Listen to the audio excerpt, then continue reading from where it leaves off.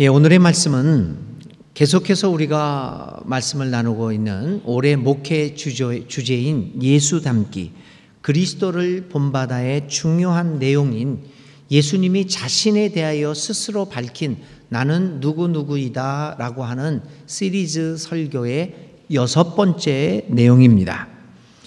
예수님은 오늘의 본문을 통하여 나는 길과 진리와 생명이다 라는 말씀을 남겨주시고 있습니다. 그래서 오늘 우리는 이 주님이 남겨주신 본문을 중심으로 해서 우리가 닮고자 하는, 본받고자 하는 예수님이 어떤 분이신가 라고 하는 것들을 살펴보도록 하겠습니다. 여러분들에게 여러 차례 반복하지만, 그리고 모든 일이 다 그러하겠지만 영적인 삶에 있어서 올바른 믿음은 너무나도 중요합니다. 올바르게 믿는 것이 열심히 믿는 것보다 더 중요하다는 의미일 것입니다. 올바르게 열심히 믿어야지 그 믿음이 우리로 하여금 진정한 생명과 진리를 누리게 만들 수 있습니다. 만일 올바르지 않게 열심히 믿고 있다고 한다면 그 믿음은 도리어 우리의 삶을 파멸로 몰아가는 무서운 것이 될 수도 있다는 것입니다. 그런 의미에서 오늘 우리가 6번째 하고 있는 이 나는 누구누구이다 라고 하는 예수님의 말씀을 잘 파악하고 있는 것은 매우 유익할 것입니다. 교우 여러분, 오늘 우리가 읽은 본문은 예수님의 생애의 마지막 순간에 해당되는 말씀입니다. 그는 이제 십자가에 못 박혀 죽기 위하여 예루살렘에 들어와 있습니다. 그리고 여러 번에 걸쳐서 제자들에게 자신의 죽음을 예비하고 그 죽음을 준비할 것을 당부하기도 합니다. 그래서 그는 유월절 만찬 시에 마지막 만찬을 나누면서 제자들의 발을 씻겨주시면서 몸소 섬김의 모범을 보여주십니다. 그는 제자 중에 한 사람으로부터 배신을 당할 것을 예고하십니다. 그를 가장 열렬하게 따르던 제자 중에 하나인 베드로가 현장에서 자신을 부인할 것 등을 말하기도 합니다. 이렇게 그는 제자들과의 만남과 대화를 통하여 자신이 이제 생애의 마지막 순간을 보내고 있음을 암시합니다. 그러나 제자들은 이러한 예수님의 말을 전혀 이해하지 못하고 그리고 감도 잡지 못하고 있습니다. 결국 예수님은 이러한 제자들의 모습을 보시고 안타까운 마음을 갖게 됩니다. 제자들을 남겨두고 자신이 죽음의 길로 가는 것에 대하여 정말 안타까움을 막 갖게 됩니다. 그래서 그분은 요한복음 17장에 그 유명한 제자들을 위한 간절한 중보의 기도를 올리게 됩니다.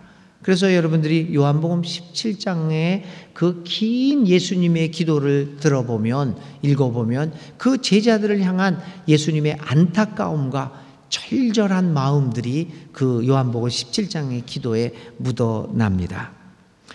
오늘의 본문은 바로 이러한 예수님의 마지막 생애라고 하는 이러한 배경 속에서 기록된 것입니다. 오늘의 예수님의 말씀은 모든 것이 불안한 상황에서 들려진 것입니다. 이러한 배경 속에서 들려진 예수님의 자신에 대한 이야기는 무엇을 의미하고 있는 것일까요? 이 말씀을 통하여 예수님은 이제 마지막 길을 가고 있는 상황에서 혼자 남겨지게 되는 제자들에게 도대체 무슨 가르침을 주려고 하시는 것일까요?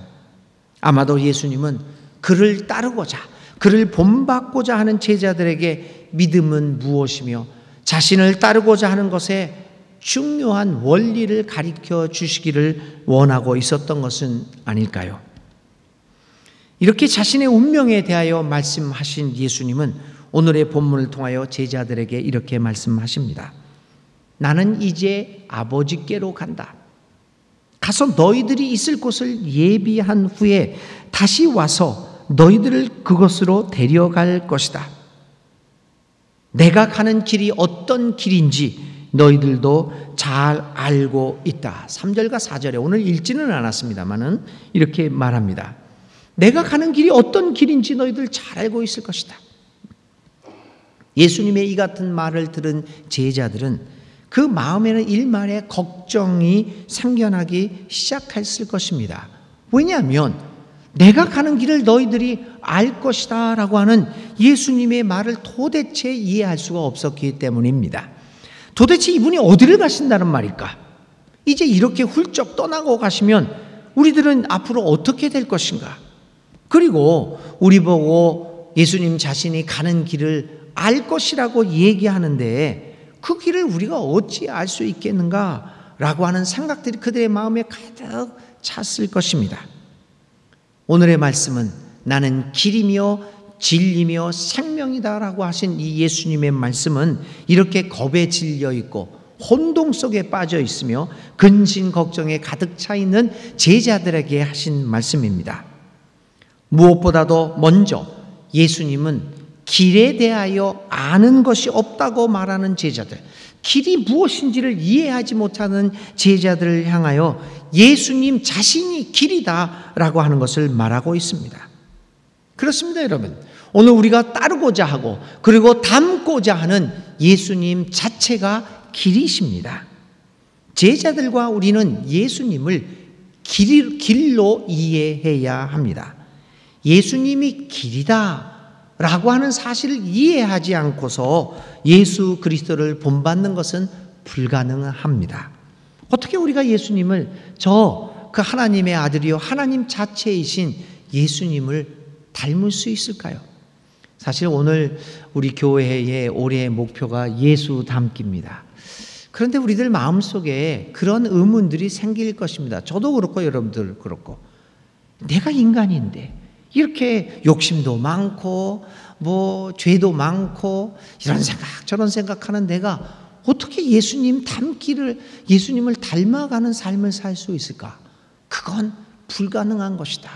그것은 그냥 목사님이 그냥 목회 주제로서 내놓은 것이지 그건 실제로 우리 생활에서 실현될 수 있는 것은 아니다라는 생각을 무의식적으로 우리가 갖고 있을지도 모릅니다. 어떻게 우리가 예수님을 닮아가겠습니까? 불가능한 일입니다. 그런데 오늘 주님은 얘기하십니다. 나는 길이다. 오늘 예수님이 말씀하신 나는 길이다라고 하는 말씀을 이해하게 되면 우리는 이 예수님 닮기가 저 공중에서 머리로만 그리는 것이 아니라 실제로 우리에게 가능한 현실로 다가올 수 있다는 것을 이해하게 될 것입니다. 교우 여러분, 예수님이 말씀하신 길이라고 하는 말은 무엇입니까? 길은 무엇입니까? 길은 이미 만들어진 것이 아닙니다. 우리 현대인들은 길을 도로로 이해하는데 익숙해져 있습니다. 우리에게 길이다. 조례동 가는 길, 그러면 우리는 조례동 가는 도로를 생각합니다. 로타리를 지나서 봉화터널을 지나서 그 무슨 일이 강남로, 중앙로를 지나서 봉화로를 쭉 내려가서 저기에서 삼성 거기 전자 서비스에서 왼쪽으로 돌아가면 그게 무슨 도로인지 모르지만 우리는 다 그렇게 생각합니다. 도로로 이해합니다. 그래서 중앙로, 강남로, 봉화로 이렇게 따라가다 보면 도로를 따라가다 보면 목적지에 도착한다는 생각이 우리 모두를 사로잡고 있습니다. 특히 요즘과 같이 내비게이션 등 기계가 발달한 시대에 사는 우리들에게는 길을 도로로 이해하는 경향이 더욱더 강해집니다. 그래서 우리는 기계가 말하는 대로 혹은 매뉴얼이 지시하는 대로 따라만 가면 되는 것입니다. 그러면 목적지에 도달하게 되고 소기의 목적을 달성할 수 있다라고 생각합니다. 이것이 오늘 대부분의 우리들의 생각입니다. 자동차를 운전하다 보면 옛날에는 이 내비게이션이라는 것이 없었을 때는 그저 운전하고 하다 보면 자기가 길을 찾습니다. 어떤 길로 가는 게 좋을까? 이렇게 해서 이래 갔다가 저리 갔다가 이러는데 요즘 내비게이션 같은 경우에는 여러분들은 어떨지 모르겠지만 저는 아무 생각이 없습니다. 그저 해야 할 일은 여자 말 따르면 됩니다. 그 남자가 성공하는데 세 여자의 말만 잘 들으면 아무 탈 없이 산다고 합니다.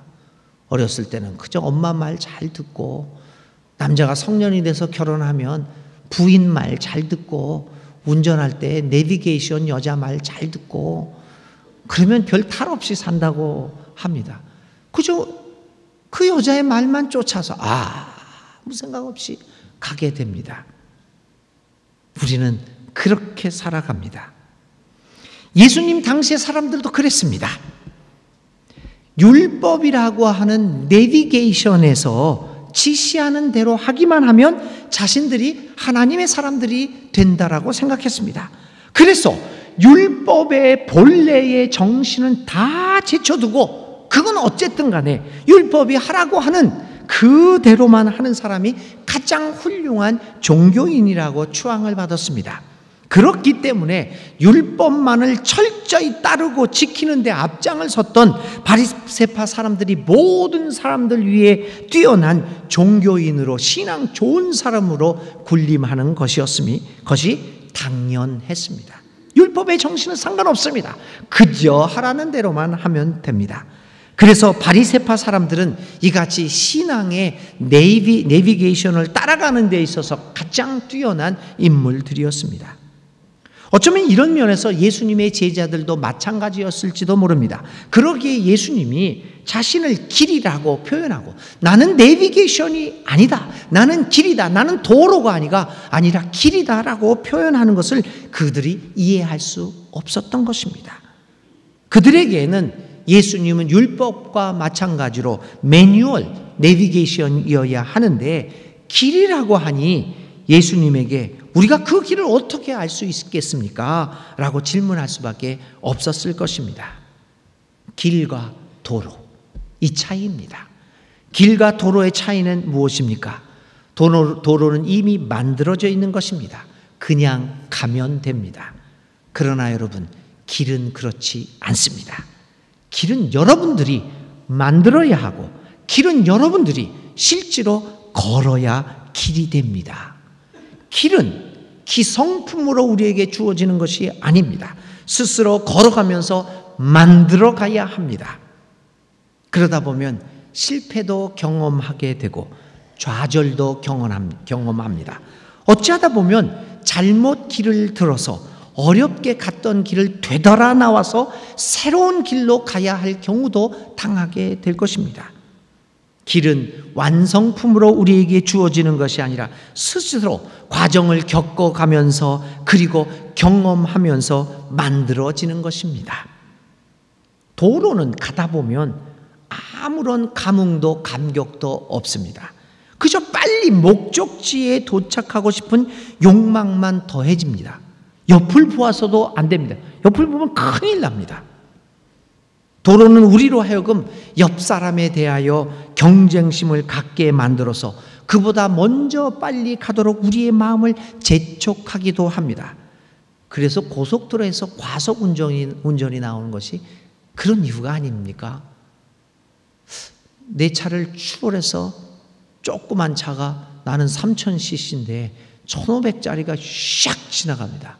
그 마음속에 경쟁심이 납니다. 감히 1500이 3000을 넘나? 속력을 내서 달립니다. 경쟁심을 유발합니다. 옆에 있는 사람들은 다 나의 적입니다. 경쟁 상대입니다. 이게 도로입니다. 여러분들은 믿음을 도로라고 생각하십니까? 그런데 길은 그렇지 않습니다.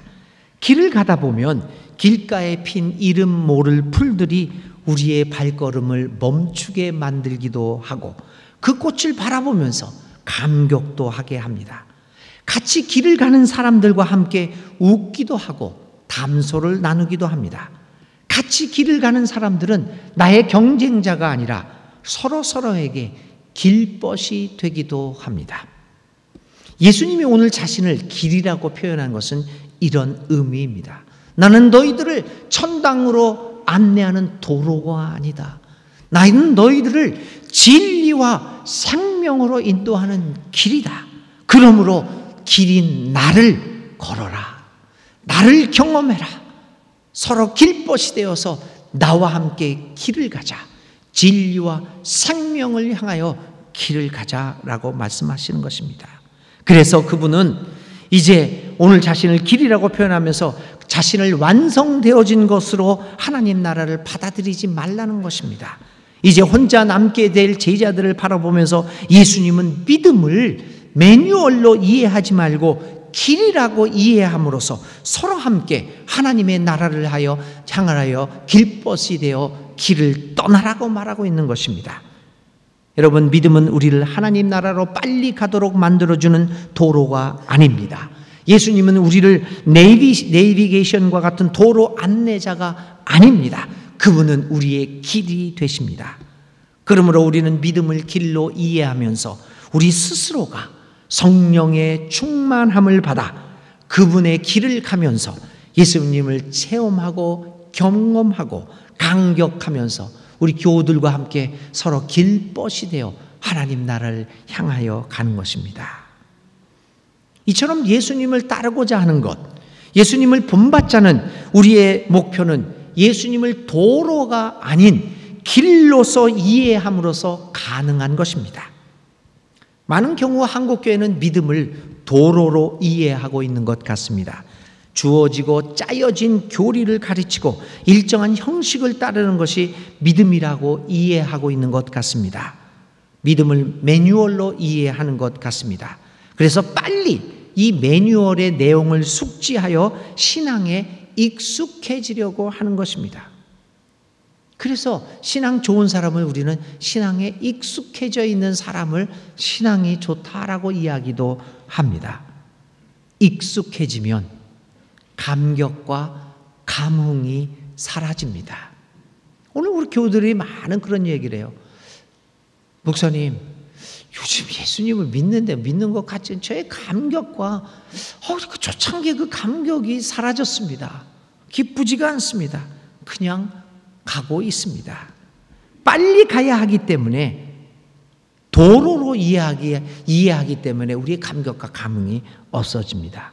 여러분, 예수님과 함께 길을 가고 그리고 교우들과 함께 길벗이 되어 하나님 나라를 향한 길을 가고 있는 것을 믿음으로 한번 이해해 보십시오. 얼마나 신나는 일입니까? 가다가 조금 힘들면 길벗들과 함께 그냥 잠시 길에 있는 돌 위에 앉아 쉴 수도 있을 것입니다. 조금 늦게 가면 어떻습니까? 길에 피어있는 이름 모를 들꽃을 바라보면서 서로 길벗들끼리 하나님의 놀라우신 솜씨에 감탄하는 여유도 가질 수 있을 것입니다.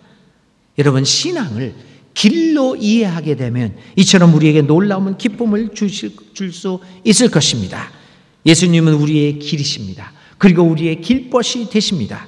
그리스도를 본받는다고 하는 것은 길 대신 예수님을 따라 우리 모두 함께 하나님의 나라를 향한 길 여행에 나선다는 의미입니다.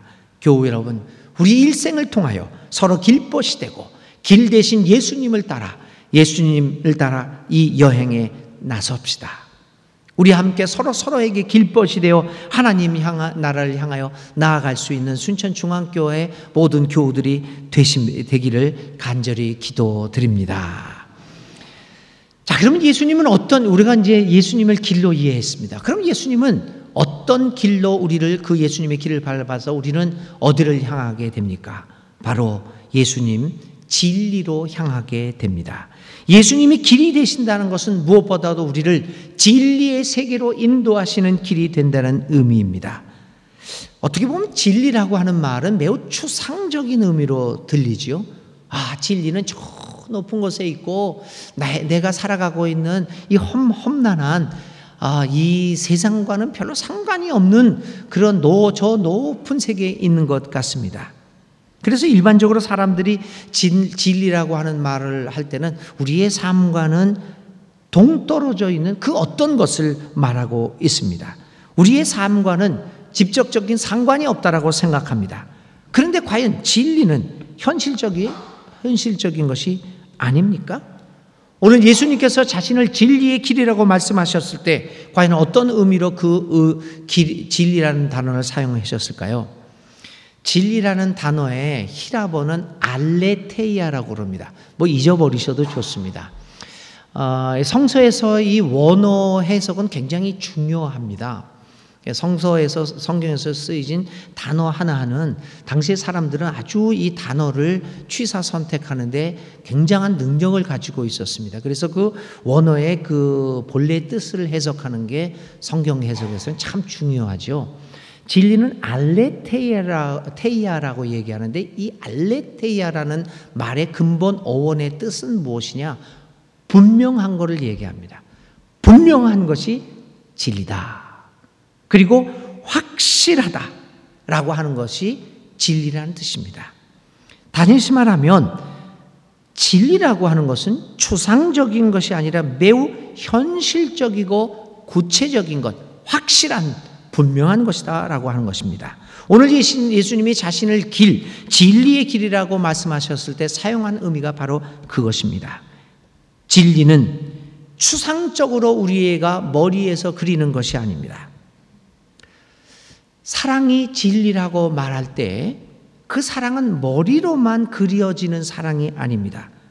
구체적으로 그리고 확실하게 분명하게 직접 자신을 바쳐서 행동으로 하는 것을 사랑이라고 하는 것입니다. 예수님은 자신의 구체적인 삶의 모습을 통하여 진리가 무엇인가를 우리에게 가르쳐 주었습니다. 그러므로 우리는 예수님의 사역과 그분의 가르침을 통하여 진리가 무엇인지를 알게 되는 것입니다. 예수님이 진리의 길이라고 하는 것은 이처럼 우리가 예수님의 가르침을 몸소 우리의 실제적인 삶을 통하여 실천할 때 알게 된다는 것입니다. 사랑이 진리라는 것을 누가 가장 잘 알겠습니까? 예수님처럼 자신을 들여 다른 사람을 사랑해 본 경험이 있는 사람이 사랑이 무엇인가를 잘 알게 됩니다. 용서가 무엇인가? 누가 가장 잘 알겠습니까? 용서한 실제적인 체험이 있는 사람이 용서가 무엇이던가를 알게 됩니다. 이처럼 진리는 구체적이고 실천적인 것입니다. 진리는 상상 속에서 그려지는 것이 아니라 예수님처럼 실제로 그 삶을 살아갈 때 얻어지는 구체적인 것입니다. 그런 의미에서 예수님은 진리 자체이시며 우리에게 진리가 무엇인가를 보여주고 가르쳐 주시는 진리의 길이 되십니다. 그러므로 예수님을 닮아간다는 것은 그 예수님의 삶을 실천함으로써 진리의 길에 접어드는 것을 의미합니다. 진리의 길이신 예수님을 닮아가면서 진리 자체인 하나님의 나라를 향하여 나아가는 여러분들이 다 될 수 있기를 간절히 기도드립니다. 예수님은 생명의 길입니다. 생명은 또 무엇을 말하고 있을까요? 오늘 생명이라고 기록된 이 헬라어 원어는 조에라는 말을 씁니다. 헬라어에는 생명을 얘기하는 두 가지 단어가 있는데요. 뭐 크게 이제 두 가지 단어입니다. 하나는 조에라는 단어고 또 다른 단어는 비오스라고 하는 단어입니다. 우리가 얘기하는 그 비오스는 뭐냐? 그냥 우리가 얘기하는 이 각 개체의 생명을 얘기합니다. 나는 비오스를 갖고 있다. 그러니까 그 각 개체들이 가지고 있는 살아있다라고 하는 그 생명을 얘기합니다. 그래서 생물학이라는 단어를 영어로 바이올로지라고 하잖아요. 그 바이올로지의 바이오가 이 비오스라고 하는 단어에서 오게 된 것입니다. 조에라고 하는 생명의 뜻은 무엇입니까? 원초적인 생명을 얘기합니다. 생명력을 얘기합니다. 그것을 의역해서 쓰면 진짜 생명을 얘기하고 있습니다. 예수님이 우리에게 생명이 된다는 것은 단순하게 우리의 목숨을 연장시켜 주시는 분이라는 의미가 아닙니다. 예수님이 우리에게 생명의 길이라고 하는 것은 우리로 하여금 진정한 생명이 무엇인가를 알게 해주고 우리를 참다운 생명의 세계로 인도해 주시는 길이라고 하는 것입니다. 한 20여 년 전에요. 스페인 영화가 하나 이제 우리들에게 많은 이 논쟁거리를 던져준 영화가 하나 있습니다. 나중에 들었는데 저는 이제 스페인어로 봤기 때문에 듣는데 이 한국말로 하면 바닷속으로라고 하는 그 영화 제목입니다. 한국에서는 Sea Inside라고 해서 그런 제목으로 그 상영이 됐답니다. 이 영화는 어떤 영화였냐면 한 남자가 38년간 동안 목 아래 몸이 마비되어서 여기 고개만 움직이면 모든 정신은 그대로 있습니다. 근데 이 목 아래로는 움직이지 못하는 그런 사람이 있었습니다. 그가 젊었을 때 바닷속으로 이렇게 그 잠수를 하다가 크게, 그러니까 이제 다이빙을 하다가 바위에 부닥치게 됩니다. 그러면서 그때부터 이 아래가 다 굳어져서 38년을 살게 됩니다. 그가 어느 날 그 평생 동안 자기의 옆자리를 지켜주었던 여자친구에게 부탁을 합니다. 약을 사서 약을 타서 나에게 가져나만 줘라. 그럼 내가 빨대를 통해서 그걸 빨고 그 물을 마시고 자기는 죽겠다 결단하게 됩니다. 그래서 그 여자친구가 그 소원을 들어줘서 이 사람이 직접 빨대에 그 물을 빨아먹고 죽게 됩니다. 그가 이런 말을 남깁니다. 나는 이렇게 간다. 그러므로 내 물을 가져다 준 여자친구에게는 아무런 잘못이 없다. 내가 원해서 간다. 그러면서 하는 얘기가 마지막 남긴 얘기가 나는 고귀하게 죽고 싶다. 더 이상 나는 살고 싶지 않다. 왜냐하면 나는 송장 위에 얹혀있는 머리로서 38년을 살아왔다. 이제 나는 세상을 더 이상 살고 싶지 않다. 이렇게 해서 죽었어요.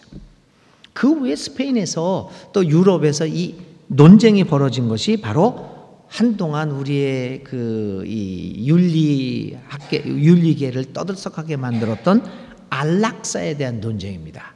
안락사 혹은 존엄사.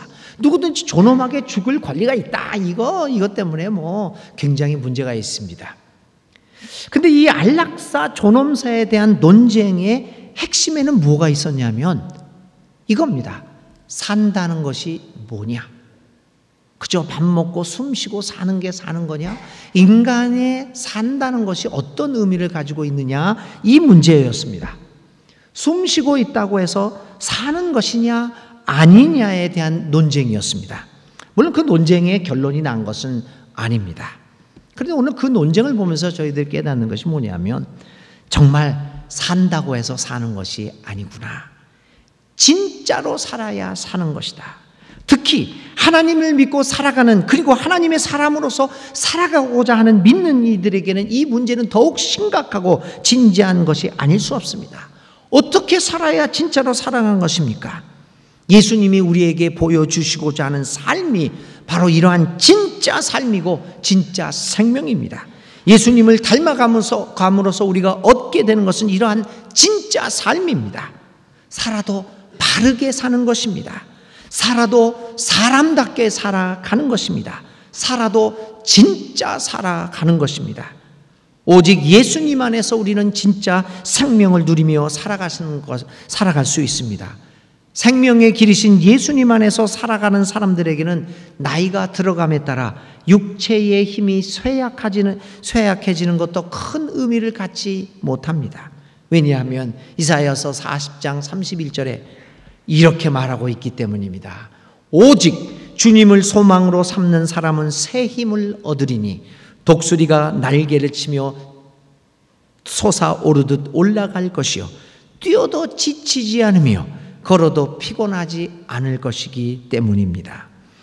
예수님 안에서 진짜 생명을 누리고 살아가는 사람들은 오늘 죽어도 그 죽음은 아무런 의미를 갖지 못합니다. 왜냐하면 요한복음 11장 25절 26절에 말했듯이 예수를 믿는 사람은 죽어도 살고 살아서 믿는 사람은 영원히 죽지 않을 것을 알기 때문입니다.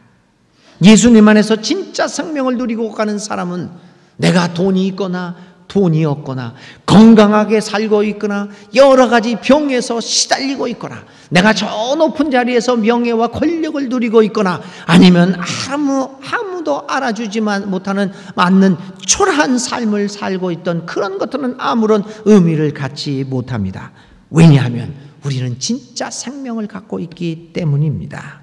사랑하는 교우 여러분, 예수님을 닮아가는 것, 그것이 진짜 생명을 얻는 길입니다. 진짜 생명을 얻으면 우리는 떳떳하고 당당한 하나님의 사람으로 살아가게 되는 것입니다. 사랑하는 교우 여러분, 예수님은 우리에게 길이 되십니다. 그분은 우리를 진리의 세계로 이끌어 주시는 길입니다. 그분은 우리를 진정한 생명의 세계로 이끌어 주시는 길이십니다. 오직 진리와 생명의 길이 되시는 예수님을 본받아 살아감으로써 진정한 하나님의 자녀가 되어 여러분들 우리 모두가 살아갈 수 있기를 간절히 기도드립니다. 예수님을 길로 이해하면서 그분과 함께 생명과 진리를 경험하면서 살아가게 될 때 우리의 믿음의 길에는 넘치는 기쁨과 감격과 감동이 있을 것입니다. 이 같은 아름다운 세계가 순천중앙교회에 속한 모든 교우들에게 열려지기를 이 시간 주님 앞에 간절히 기도드립니다.